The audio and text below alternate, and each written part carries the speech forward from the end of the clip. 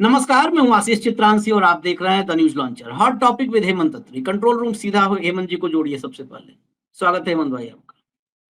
Supreme court का फैसला आ गया एसआईआर पर। बिहार में गहन पुनर्निरीक्षण जो हो रहा है मतदाता सूची का, उस पर फैसला आ गया।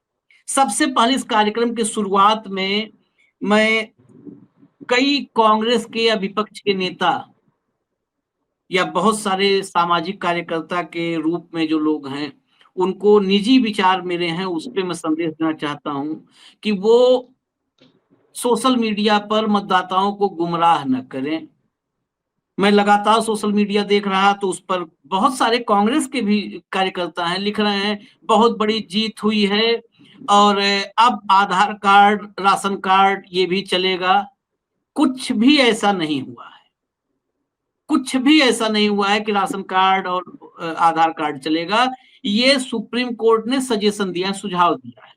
आदेश देने वाली अदालत ने सुझाव दिया है। यही आपके लिए मतलब सबसे बड़ी खुशखबरी है कि जिसको आदेश देना था उसने सुझाव दिया है। आगे बढ़ते हैं।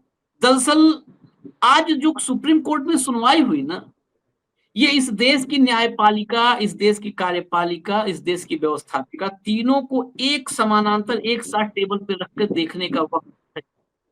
सुनवाई जो हुई, सुनवाई में ऑब्जर्वेशन दो हिस्से होते हैं, एक ऑब्जर्वेशन होता है, एक डिसीजन होता है, जिसको हम लोग कहते हैं टिप्पणी की, बहुत कठोर टिप्पणी की, धागे खोल दिए जज साहब ने।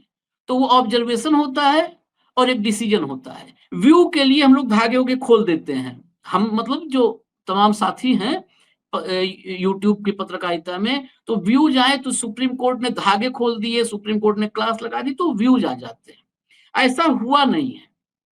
ऑब्जर्वेशन और डिसीजन में किसी तरह का मेल ही नहीं है, किसी तरह का मेल नहीं। ऑब्जर्वेशन में जो बात कही जस्टिस सुधांशु धूलिया ने, उस बात को अगर समझने की कोशिश करें तो जस्टिस सुधांशु धूलिया का नाम भी वोटर लिस्ट से कट सकता है। अभी पूरा डिटेल बताएंगे हेमंत जी कि क्या क्या सुनवाई में हुआ। जस्टिस सुधांशु धूलिया का भी नाम कट सकता है, क्योंकि ये हम नहीं कह रहे हैं। हमारे माननीय जस्टिस ने कहा कि ये 11 तो हमसे मांगोगे तो हम ही नहीं दे पाएंगे इसमें से। तो अब सोचिए, क्या सुप्रीम कोर्ट के चीफ जस्टिस भी मताधिकार के योग्य नहीं है, एलिजिबिलिटी नहीं है चुनाव आयोग के मुताबिक? और फिर रिपीट करूं, जज साहब ने कहा है। तो इसके मायने ये हैं कि चुनाव आयोग के पैरामीटर्स पर इस देश की सुप्रीम कोर्ट के जज भी नहीं खरे उतर रहे। वो भी मतदाता सूची से आउट हो जाएंगे, बाहर कर दिए जाएंगे। अब इसके बाद सवाल है, असली सवाल, कि बस 15 दिन बचा है। आज 10 तारीख को हम चर्चा कर रहे हैं, 25 को सब खेल पूरा हो जाएगा। हालांकि पहले पूरा हो चुका है, हमारी तो आशंका है, ये हम आरोप लगा सकते हैं भाई इंडिविजुअल। लेकिन 15 दिन बचा है उसको अमली जामा पहनाने में, कागजों को शक्ल देने में। क्या 15 दिन बाद ज्ञानेश कुमार इस देश को मुंह दिखाएंगे? और दिखाएंगे तो कैसे दिखाएंगे? और मुंह छिपाएंगे तो कहां छिपाएंगे? जरा यही पड़ताल कर लेते हैं। सबसे पहले मैं कपिल सिब्बल ने अदालत में कुछ नागरिकता पर बोला था, वो सुना देता हूं, फिर हम आएंगे जस्टिस सुधांशु धूलिया ने क्या क्या बोला, वकील ने क्या बोला, सब हेमंत जी बताएंगे। लेकिन कोर्ट के क्लिप दिखाना जरूरी है कि नागरिकता पर असली कानून क्या कहता है, नियम कानून कायदा और दाव पेच। प्ले करिए। If I am born after 1950, I shall be a citizen of India. If somebody wants to challenge that, somebody has to give me information that I am not. Just one second. This is the problem. Now, the only reason why I can't be citizen of India is if one of my parents' mothers is either an illegal migrant mothers, or I don't have the date of birth of the two parents' mothers. Now, mothers, where will I get that? And then, mothers, when a migrant is outside of the state, mothers, he has to come and fill this form. How will he, mothers, fill it from outside? And then there is a verification done. The person election officer will go to that house and verify. Mothers, you will be there are 1 crore people, mothers, who are migrants from Bihar. 1 crore people. How? This exercise is beyond the domain of the Election Commission completely. Let's say that. चलिए, मैं तो clip सुनने के साथ साथ थोड़ा माननीय न्यायाधीश जो जस्टिस साहब हैं उनके भी भाव भंगिमा को देख रहा था, क्योंकि देखना चाहिए देश के, हमारे देश के सुप्रीम कोर्ट के जस्टिस हैं। आगे हम राहुल गांधी की भी कल की क्लिप सुनाएंगे, वो भी आज रिलेवेंट है इस चर्चा में, कि कितने भी बड़े पद पे हों, कितने भी ऊंचे हों, कानून छोड़ेगा नहीं, कानून भी तो इसी सुप्रीम कोर्ट में आएगा पकड़ने के लिए। तो पकड़ेगा कैसे? पकड़ेगा तब तो छोड़ेगा।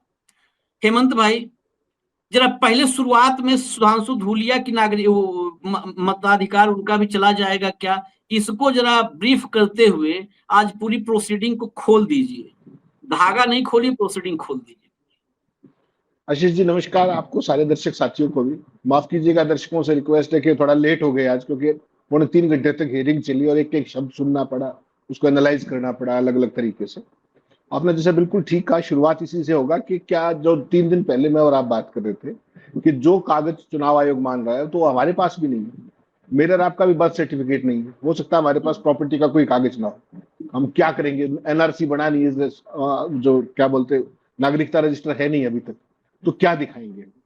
तो बेसिकली आज वही बात जस्टिस दुलिया ने कह दी कि जो कागज आप मांग रहे हैं, जो 11 डॉक्यूमेंट आप मांग रहे हैं, वो डॉक्यूमेंट तो मेरे पास भी नहीं है। ये कह दिया उन्होंने भरी कोर्ट के अंदर, और उसके ऊपर किस तरीके का सब तरीके से सन्नाटा था और कोई कुछ बोला नहीं, बोलेगा भी क्या। मैं आशीष भाई कुछ और बात कह रहा हूँ जिसपे मैं लगातार पिछले कुछ समय से चिंतित हूँ। आज मुझे लगा कि सारे दर्शकों से वो बात की जाए।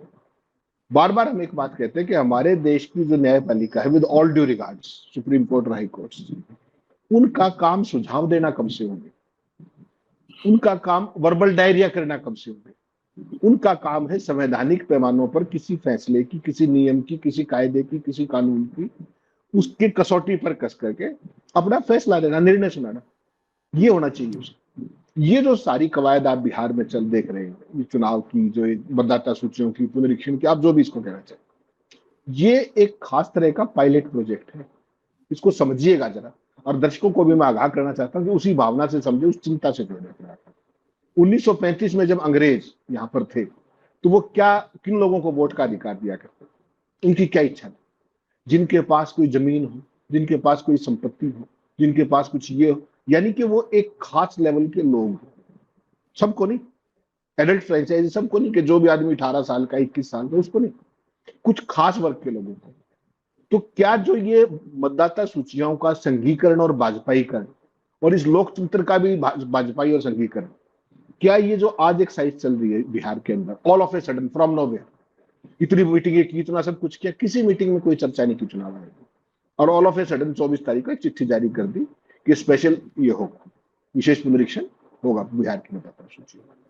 तो ये एक खास तरीके का प्रोजेक्ट है, और आज सुप्रीम कोर्ट ने जब इस पर रोक नहीं लगाई जिस तरीके से, तो एक बात तो बड़ी साफ है कि पार्टली तो सुप्रीम कोर्ट, भाजपा और आरएसएस उसमें सक्सेसफुल हो गए उस प्रोजेक्ट में, कि कम से कम आज तो रोक नहीं लगी।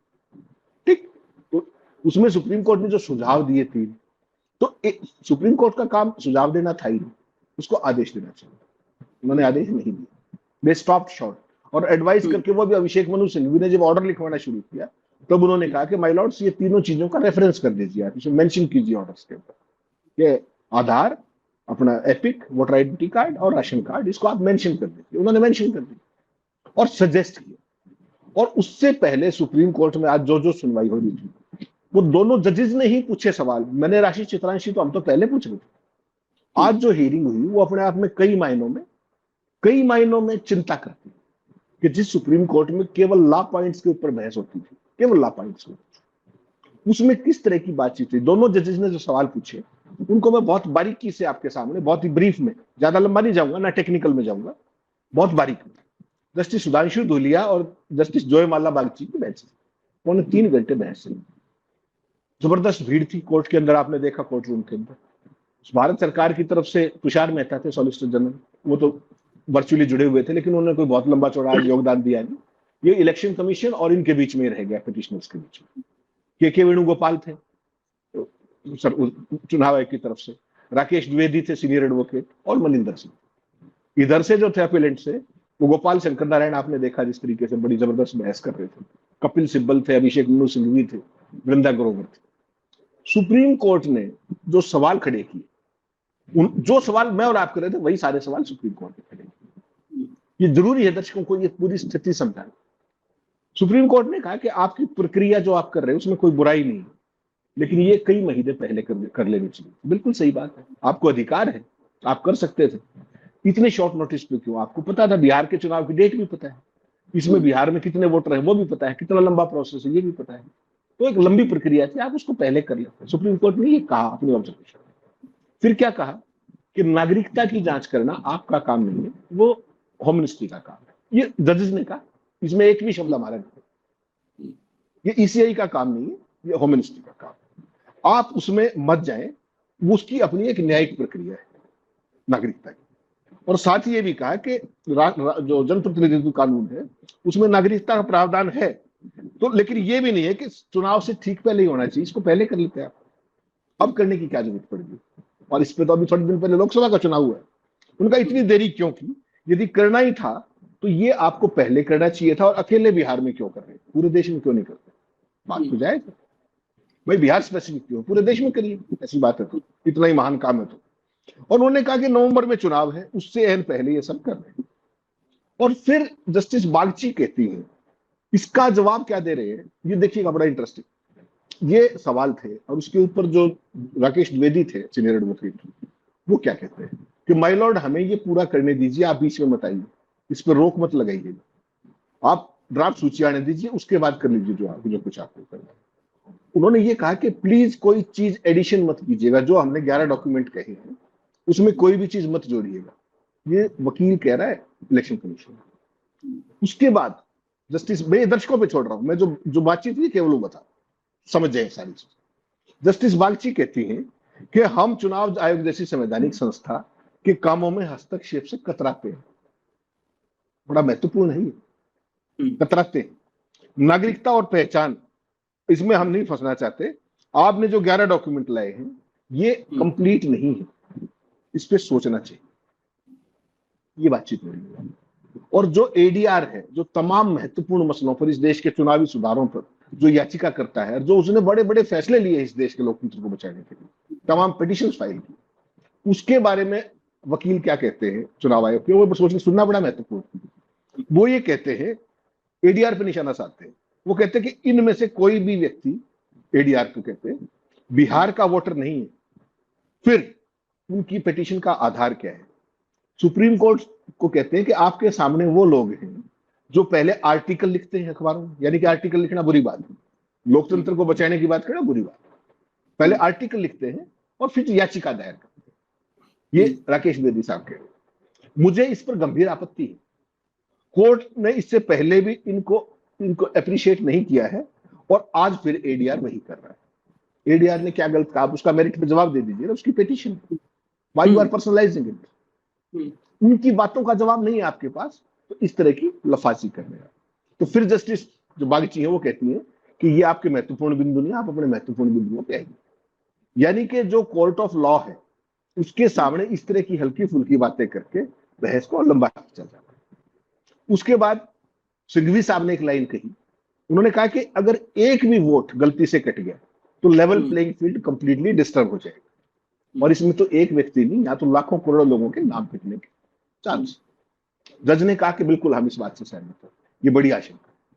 उसके बाद जो आपने सिब्बल साहब की वो दिखाई, वो सबसे महत्वपूर्ण है। वो जो सिब्बल साहब का जो आपने कोट दिखाया, उसने कहा कि इस देश के अंदर नागरिक पर नागरिकता साबित करने का बोझ डाला जा रहा है। मैं क्यों साबित करूं कि मैं नागरिक हूं? मैं तो हूं, मेरा वोटर लिस्ट में नाम है। अगर किसी को कोई शक है तो वो मुझे बताए कि तुम ये चीज तुम्हारी मिली है, इसको गलत प्रूव करो। यहां आप उल्टा कर रहे हो, इसका कोई जवाब नहीं। जितने भी लॉ पॉइंट्स आए उस पर चुनाव आयोग के किसी वकील ने लॉ पॉइंट्स का कोई भी लॉ पॉइंट से जवाब नहीं। आधार क्यों नहीं होना चाहिए, ये वोटर आइडेंटिटी कार्ड क्यों नहीं होना चाहिए, राशन कार्ड क्यों नहीं होना चाहिए, इसमें कोई जवाब नहीं। तब जस्टिस दुलिया ने कहा कि ये कागज तो मेरे पास भी नहीं जो आप कह रहे हैं। कर यही बात परसों में और आप कह रहे थे कि हमारे पास भी नहीं, मगर आप कहां से लाएंगे जन्म प्रमाण? अपने टाइम में होता ही नहीं था। इससे महत्वपूर्ण बात है, हमारे टाइम में था ही नहीं, बर्थ सर्टिफिकेट कहां था अपने टाइम में? 74 में कहां था? उसके बाद जो मूल सवाल है कि जो चुनाव आयोग का काम है, उसका काम है लोगों को वोट का अधिकार देना, ना कि छीनना। इंक्लूजन है, एक्सक्लूजन नहीं। आप क्या कर रहे हैं, अगर आपका बर्थ 1980 तक हुआ है तो आपके लिए ये कागज चाहिए। 1980 से 2000, हाँ वही 80 का दशक, 87 से 2003 के बीच में हुआ तो आपको दूसरे कागज चाहिए, और 2003 के बाद हुआ तो तीसरे कागज चाहिए। सुप्रीम कोर्ट के सामने ये बात आई, फैसले में कहीं कोई मेंशन नहीं है, क्योंकि अलग इंटरिम फैसला ही। और सबसे बड़ी बात है कि अलग अलग वर्ग के लोगों से अलग अलग कागज मांग करके चुनाव से एन पहले इतने शॉर्ट नोटिस पर, इतने बड़े पैमाने पर, इसको आप कैसे करें? ये तो ही मूल चीजें वो जो कहीं ना कहीं आज की बहस में ला पॉइंट की बजाय किसी और ही फ्रीक्वेंसी पर केस लड़ा गया, 3.25 घंटे तक ये सब बहस चलती है। असली चीज क्या है कि आधार कार्ड से एक तरफ तो चुनाव आयोग कहता है कि हम पूरे के पूरे जो वोटर सिस्टम है, हमारा वोटिंग सूची है, उनको आधार से जोड़ेंगे। कह रहे ना लगातार कितने सालों से, वहां तो आधार से जोड़ोगे और यहां आधार को मानोगे नहीं, उस जोड़ने का क्या मतलब? यानी कि आपको एक बात बड़ी गंभीरता के साथ ये विचार में दर्शकों के सामने एक सवाल खड़ा कर रहा हूं कि क्या ये वो लोकतंत्र है जो अंग्रेज जिसकी कल्पना करते थे क्या, कि जिसको सत्ता चाहे उसको वोट का अधिकार मिलेगा? सबको नहीं मिलेगा। एडल्ट फ्रेंचाइज यूनिवर्सल नहीं होगा। इसमें एक खास तरह की चीज है कि आधार कार्ड मिस कर दो, मतदाता पहचान पत्र हटा दो, राशन कार्ड हटा दो। क्यों? क्योंकि 87% कवरेज है आधार की बिहार में, उसको हटा दो।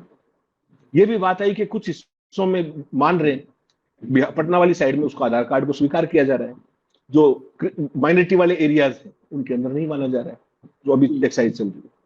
तो इसमें कहीं ना कहीं आशीष भाई जो असली खेल है, दशकों पुराने जमीन के रिकॉर्ड, जाति प्रमाण पत्र, स्कूल के स्थानीय प्रमाण पत्र 80 के दशक के, 2000 के दशक के, वो चल जाएंगे और आधार नहीं चलेगा। आधार तो आपने बढ़ाया करोड़ों और रुपए लगा करके, आपकी हर योजना आधार से जुड़ी हुई। बैंक में जाते हो आधार, रेल में टिकट कराते हो आधार, फोन लेते हो आधार, वोटर लिस्ट को आधार से जोड़ोगे, आधार को मानोगे। ये वो लोकतंत्र है जिसकी कल्पना कभी अंग्रेज करते थे कि किस तरीके से करोड़ों मजदूर वर्ग को मतदाता सूची से गायब कर दो। इससे किसको फायदा हो? माइनॉरिटीज को, कमजोरों को, उपेक्षितों को। वो घूमते रहेंगे, कौन पूछेगा उनको? आप जाइए, आपको बता दिया जाएगा आपकी वोट तो है नहीं, फिर क्या करेंगे? ये बेसिकली एक खास तरह की खतरनाक विचारधारा का औजार है जो लोगों को वोट के अधिकार से महरूम करने का एक खास प्री प्लान्ड मॉडल है। प्री प्लान्ड मॉडल उसमें एक है जो ये आपने पूरे देश में आपने पन्ना प्रमुख पढ़ाए थे ना, आपको 2 साल से लगातार एक ही बात कहना, ये पन्ना प्रमुख भी उसी तरीके से अर्जित लोकतंत्र के हत्यारे हैं जैसे आपका पोमेरियन मीडिया है। सरकार की लाइन को टो करना, ये क्या करते हैं, हर गली के अंदर है, इनको सबका एक एक वोटर का वोटिंग पैटर्न पता है, कौन किसकी वोट डालता है। मैं यहाँ एक मिनट रुकूंगा। ये पन्ना प्रमुख हम जो है एक सामान्य गरीब कमजोर आदमी पे क्यों ठीकरा फोड़े? ये पन्ना प्रमुख तो बेचारे खुद ही पन्ना पे भूजा लेके खा रहे हैं, चटनी भूजा रख के पन्ना पे। इनकी क्या औकात, क्या हैसियत है इस देश में, क्या अथॉरिटी है? ये तो वही कर रहे हैं जो इनका आका चाहता है ना, जो वो हमें उस मानसिकता पर प्रहार करना, वो मानसिकता। वो बेचारा पन्ना प्रमुख, हम बहुत सारे पन्ना प्रमुख को जानते हैं। घर बताऊं आपको हकीकत, पुराने जो बच्चों की पुरानी कॉपी होती है उसका पन्ना फाड़ करके उस पर भूजा रख करके, भूजा जानते हैं ना, बिहार यूपी में खाते हैं लोग, भूजा रख के और लहसुन और मरचक चटनी रख के उसी पन्ना खाते हैं पन्ना प्रमुख। इन बेचारों को कहने क्या, ये उस इकोसिस्टम के टॉप पर बैठे लोग जो इस देश के लोकतंत्र, अर्जित लोकतंत्र जिसे आप बार बार कहते हैं ना, उस अर्जित लोकतंत्र के का गला दबाने की कोशिश कर रहे हैं। और आपने कहा था ना कि लोकतंत्र का भाजपाईकरण, लोकतंत्र का भगवाकरण, मैं इसमें भी थोड़ा सा करेक्शन, मतलब मेरी राय है कि अगर करेक्शन हो पाए तो करिएगा। लोकतंत्र में जैसे ही भगवाकरण, भाजपाईकरण, एक विचारधाराकरण हुआ, वो लोकतंत्र रही नहीं गया, खत्म हो गया वो तो तत्काल। अब अमेरिका में जैसे ही डेमोक्रेसी का रिपब्लिकन करण हो गया या डेमोक्रेटिक करण हो गया तो डेमोक्रेसी खत्म हो गई। डेमोक्रेसी में जैसे ही करण हुआ कोई, डेमोक्रेसी खत्म। डेमोक्रेसी तभी तक है जब तक उसका कोई करण ना हो, सारे कवच कुंडल उसके। हाँ, मैं केवल ये कह रहा हूं कि इन पन्ना प्रमुखों की जिन भी विचारों की वल्नरेबिलिटीज है उनको यूज करके अपने वेस्टेड मीन्स के लिए एक इस तरह का वो करना, वो एक क्रिमिनल काम। हाँ, हाँ, ये हाँ, बेचारे टूल्स हैं, मैं ये नहीं कह रहा कि ये कर रहे हैं, ये तो किसी कारण से कर रहे हैं, किसी विचारधारा के कारण, जिस भी कमिटमेंट के कारण। हाँ, लेकिन ये ओवरऑल खतरा है, इनको पूरे देश में एक एक गली का ये पता है, ये बहुत बड़ा इकोसिस्टम डेवलप किया गया है और ये बहुत हम्म, पैसे की बुनियाद पे खड़ा हुआ है, साधनों की बुनियाद पे खड़ा हुआ है। हाँ, इससे पहले कोई हाँ, सोच नहीं सकता था इतने बड़े देश में इस तरह का आप प्रोजेक्ट कर पाओ, असंभव है। लेकिन इतना हम्म, भारी पैसा आता है तो उसका कहीं ना कहीं इन्वेस्टमेंट है, वो यूटिलाइजेशन। तो मैं ये कह रहा हूं कि एक एक गली में जब आपको वोटिंग पैटर्न का पता, देखते एक तो एआई का प्रयोग करते हैं और उसके बाद ये ग्रास रूट पे रियल टाइम फीडबैक, आशीष चित्रांशी किसको वोट डालते हैं, फला किसको डालता है, वो किसको डालते हैं, और उसके हिसाब से फिर वोट सूचियों में जो खेल होता है वो, ये आपने हरियाणा में देखा, तमाम स्टेट्स में देखा, महाराष्ट्र में देखा, कटे भी और जुड़े भी। अरविंद केजरीवाल मुख्यमंत्री थे, दहाड़े मार मार के मर गए। क्या कर लिया उन्होंने नई दिल्ली में? कुछ नहीं कर पाए। और कुछ पहले नहीं। था कि चुनाव हारेंगे, पहले था, और उनकी कैबिनेट के तमाम लोग हारे। हम ये बात पहले कहा करते, ये सारी चीजें हो रही है। तो बेसिकली लोकतंत्र को एक खास तरीके से मोल्ड करके, और आज सुप्रीम कोर्ट ने जो कुछ किया, इतने रेलेवेंट सवाल पूछने के बावजूद भी इस कार्रवाई को रोका है। उनकी मर्जी है, विशेषाधिकार है, विद ऑल ड्यू रिगार्ड्स। लेकिन आज आप गोदी मीडिया की कवरेज देखिए इस फैसले के बाद, दो चीजें बड़ी मुझे लगी, जिस पे मुझे लगा, एक तो सुप्रीम कोर्ट को सुझाव देने की क्या जरूरत है, अगर वो उस बात से कन्विंस है तो ऑर्डर करे। और सुझाव तो जब आपने मुझे दिया, मेरी मर्जी है मैं मानूं या ना मानूं, और मैं मानूं तो किस रूप में मानूं। पिछले कितने ऐसे कोर्ट के फैसले बता सकता हूं जो कोर्ट ने कहे आपने नहीं माने, तमाम, चुनाव से लेकर रिलेटेड भी। और जो कोविड में सुप्रीम कोर्ट ने कहा जो लोग मरे हैं उनको मुआवजा दीजिए, आज तक किसी को चवन नहीं मिली। कितनी बार उसमें केसेस पे बहस हुई, चवन नहीं किसी को मिली। तो मेरा ये मानना है कि माननीय सर्वोच्च अदालत को ये सोचना चाहिए कि वो प्रवचन के लिए नहीं, वो सुझाव के लिए नहीं, वो फैसले के लिए है, और उसको अपना फैसला कायम करने के लिए एक बहुत बड़ा इकबाल चाहिए। तो क्या वो इन सारी वर्बल बातचीत से अपने इकबाल को कायम कर रहा है, या उसको कमजोर कर रहा है, या उसको मजबूत कर रहा है? मैं उसकी मेरिट पे टिप्पणी किए बिना मैं ये सवाल दर्शकों के लिए छोड़ता हूं। आपने चंद्रचूड़ का नाम लिया, भगवान से पूछ के फैसले किया करते हैं। उसके बाद जस्टिस संजीव खन्ना आए, उन्हीं की बेंच के फैसले थे तमाम चुनाव को लेकर के, ईवीएम की मशीन और वो उसका काउंट, वो सारा। आज तक कुछ नहीं हुआ। देश में करोड़ों रुपए जमा करा दिए लोगों ने, अगर एक मैच हुआ हो तो बता दीजिए। सुप्रीम कोर्ट की कॉन्स्टिट्यूशनल बेंच का फैसला है। आज आपने कह दिया ही, आज सुप्रीम कोर्ट का मैं कहता हूं कि ये तीन जो सुझाव दिए सुप्रीम कोर्ट, सुझाव ही कहूंगा, ऑर्डर तो है नहीं, ऑर्डर हाँ, के अंदर यू सुझाव। विल सजेस्ट, मैं बिल्कुल पर्टिकुलर, अगर ये आए तो ज्ञानेश कुमार इतने बुरे फंसेंगे आप सोच नहीं सकते, अगर उसको मान लिया गया। क्यों? इन्होंने दावे कोर्ट में क्या किए कि इतने करोड़ लोग थे, इतने फार्म बांट दिए, इतने फार्म वापस आ गए, इतने फार्म अपलोड हो, यही कहा ना पूरी रिपोर्ट। अब कोर्ट ने सुझाव दे दिया कि ये तीन चीज भी लीजिए आप। अगर ज्ञानेश कुमार इन कागजों को फिर लेने लगे, देंगे लोग, तो लोगों ने तो पढ़ लेंगे अखबार में खबर, सारे हमारे भी देख लेंगे, वो देंगे उसको। फिर जो आपकी साइमल्टेनियसली आपकी वोटर लिस्ट बन रही है, इधर कागज आ रहे हैं, उधर वोटर लिस्ट भी बन रही है, ड्राफ्ट। अगर आपने इनको लिया तो फंसे, फिर सारी कवायद नए सिरे से शुरू होगी, और नहीं लिया तो सुप्रीम कोर्ट की कंटेम्प्ट। तो जो काम आप 24 तारीख से शुरू कर चुके हैं, आज 10 तारीख, आधा टाइम तो निकल गया, तो वो सारी कवायद दोबारा से शुरू नहीं होगी क्या? तो जो काम आप 31 दिन में नहीं कर पा रहे थे उसको 15 दिन में कैसे करोगे? तो ये यहां भी फंसेंगे। अगर सुप्रीम कोर्ट के सुझाव मांगे तो ज्यादा बुरे फंसेंगे, नहीं माने तो कोर्ट देखेगा कंटेम्प्ट करे या क्या करे, कैसी कंटेम्प्ट होती है आपको पता है। इसलिए मैं कहता हूं कि सुप्रीम कोर्ट को स्पीकिंग ऑर्डर, क्लियर ऑर्डर, और ऑर्डर करने चाहिए, ना कि सुझाव। फिर मैं कह रहा हूं, अगर ये चीज मानी गई जो आज उन्होंने कहा है कि इन तीनों चीजों को मानी, ये सारी कवायद किस लिए थी आशीष भाई? ये तीन चीज ना मानने की तो कवायद थी, इनको नहीं मानेंगे, और वो सुप्रीम कोर्ट ने कह दिया कि मानो, सुझाव दे दिया। सुझाव मानना या ना मानना उनकी गुड विशेष पे है, वो कितने ताकतवर है वो आपने देख लिया। एक भी ला पॉइंट पे आर्गुमेंट नहीं हुआ आज इलेक्शन कमीशन की तरफ से, आप हमें ये करने दीजिए, आप हमें वो करने दीजिए, एडीआर ये है, फला ये है, आप रोकिए मत, आप नए कागज मत जोड़िए, आप हमें कर लेने दीजिए, ड्राफ्ट लिस्ट में फैसला कर लीजिए। They are suggesting the court. वो अपनी जो संवैधानिक वो है पोजीशन चुनाव आयोग की, उसका मिसयूज तो नहीं कर रहे कहीं। तमाम मामलों में आपने ईवीएम को लेकर के देखा, जितने भी पिछले केसेस हुए सब में यही करते हैं। क्या सुप्रीम कोर्ट अब भी उस मंशा को नहीं पहचान रहा? और आज का ये केस मैं फिर कह रहा हूँ, ये जो बिहार का केस है स्पेशल यूनिवर्सिटी, इसको साधारण मत मानिए आप। ये इस देश में लोकतंत्र रहेगा या नहीं रहेगा, इस पे बहुत बड़ी कसौटी इसमें टिकी हुई है। इसलिए मेरा ये उम्मीद थी कि सुप्रीम कोर्ट इस पे बहुत स्पीकिंग ऑर्डर्स पास करेगा जिसके लॉन्ग टर्म फॉलो अगर उस उम्मीद पे बात करूंगे तो supreme court has filed short of that. उस उम्मीद को पूरा नहीं किया उन्होंने, और ये आने वाले समय के लिए एक अच्छा अनुभव नहीं होगा, क्योंकि उनको एक रास्ता मिल गया। वो जहां चाहे, जब चाहे, जैसे चाहे। अब तो ये बिहार है, फिर ये बंगाल के लिए यही करेंगे, इनको तो रास्ता मिल गया। एक लेजिटिमाइज हो गया वो, लेजिटिमाइज हो गया वो कि आज सुप्रीम कोर्ट ने रोक दिया। और फिर जब आज के बाद जो ये सारी कार्रवाई चलेगी, 28 तारीख को हियरिंग है, तब तक ये सारा प्रोजेक्ट खत्म हो चुका होगा। किसके कटेर किसके जुड़े घूमते रहो, आप कौन पूछता है, हो गया चुनाव। ये बहुत गंभीर मसला था, और इस गंभीर मसले को जो गंभीरता के साथ आर्ग्यू किया जाना चाहिए था, और जो गंभीर ऑर्डर आने चाहिए थे, माफ कीजिएगा, उन तीनों ही पैमानों पर आज मुझे निराशा हाथ लगी। 4.5 घंटे लगा दी।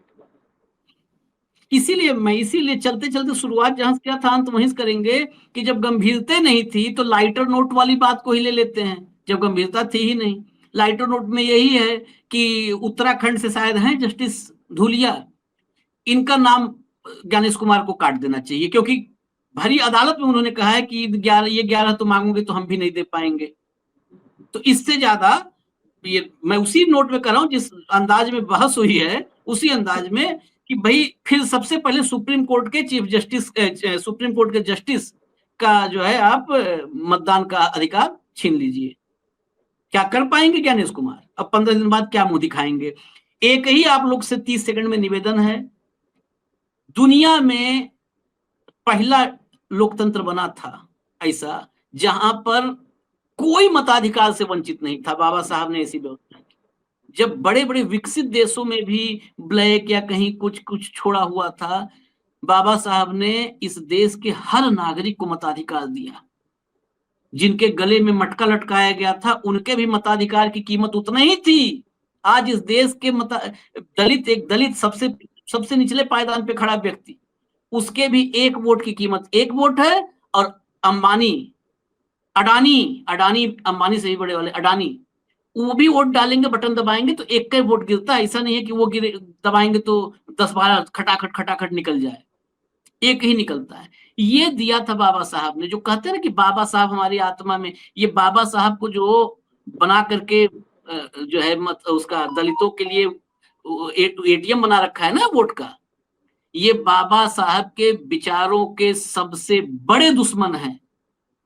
भारत में नहीं, पूरे संसार में बाबा साहब के सम्मान इस दुनिया के बहुत सारे लोग करते हैं, डेमोक्रेटिक लोग, लोकतांत्रिक लोग, मानवाधिकार वाले लोग। ये सबसे बड़े दुश्मन है बाबा साहब के आदर्शों के, सिद्धांतों के। और यह बाबा साहब के संविधान को खत्म करने की सबसे मजबूत कड़ी है जो हो रहा है। खत्म, मताधिकार खत्म तो सब खत्म, फिर बाबा साहब की प्रासंगिकता खत्म भाई। और बाबा साहब दलितों के नहीं है, हम सबके हैं। आधी आबादी महिलाओं को, जब दुनिया के बहुत बड़े बड़े मुल्कों में महिलाओं का मताधिकार नहीं था, तब बाबा साहब ने दिया। वो चाहे ब्राह्मण महिला हो, चाहे राजपूत महिला हो, सवर्ण हो, दलित हो, पिछड़ी हो, सबको सोचना चाहिए बाबा साहब सबके लिए महामानव हैं, पूज्य हैं। मेरे लिए तो हैं, न माने कोई। हेमंत भाई फाइनल कमेंट कुछ बोलना चाह रहे थे? आशीष भाई एक लाइन में कहना चाहता हूँ, अगर मेरी बात करें आप, तो मैं तो केवल आज पूरा देश, जो बिहार में जिस तरीके का माहौल बना हुआ है, पूरे देश में एक अव्यवस्था की स्थिति है कि पता नहीं क्या होगा वोट के अधिकार का, इसका सबसे बेहतरीन उपाय था कि चूंकि सुप्रीम कोर्ट खुद उन सारी बातों से सहमत था, उसने वो सारे सवाल पूछे जिनका मैंने जिक्र किया, उसके बाद इनको इस प्रक्रिया पर तत्काल रोक लगानी चाहिए थी पूरे देश के स्तर पे, और 1 लाइन की गाइडलाइन करते, 1 लाइन की, ज्यादा ही 3 सवाल बनाने, 5 सवाल कोई मतलब नहीं, 1 लाइन की गाइडलाइन करते कि आपको किसी भी स्टेट के अंदर ये करना हो कीजिए, वहां के चुनाव से 1 साल पहले कीजिए, बस। वो ना करके सुप्रीम कोर्ट ने इसमें जो स्कोप छोड़ दिया है, वो इस देश के लिए, लोकतंत्र के लिए, इस देश के आम आदमी के मताधिकार के लिए बहुत बड़े खतरे की घंटी है, और यही मेरी चिंता है। बिल्कुल। और आखिर में मैं, उत्तर प्रदेश में एक ठेठ कहावत है पूर्वांचल में, कहते हैं वहां कि काका बतिया तो तुहार कुल सही है, लेकिन खुटवा वहीं गड़ी। यानी काका बात तो आपकी सारी ठीक है, लेकिन खूंटा वहीं गड़ेगा। तो वही हुआ है। सुप्रीम कोर्ट के दोनों माननीय न्यायाधीशों ने सारे वो सवाल किए हैं चुनाव आयोग से जो सवाल हम, हेमंत जी या तमाम इस देश के जागरूक पत्रकार और कार्यकर्ता कर रहे थे। वो सारे सवाल करने के बावजूद फैसला नहीं आया, तो इसका मतलब खूंटा वहीं गड़ेगा। बात भले सबकी सही हो, हेमंत अत्रिया से चित्रांशी, अशोक वानखेड़े, रवीश कुमार, सब सवाल करते रहो, सवाल भी सबके सही है, सवाल गलत नहीं है, लेकिन खूंटा वहीं गड़ेगा। और ये खूंटा पता कहां गड़ रहा है? ये खूंटा लोकतंत्र और संविधान की छाती पे गड़ रहा है। बस इजाजत दीजिए हमें, हम आएंगे फिर सवालों के साथ।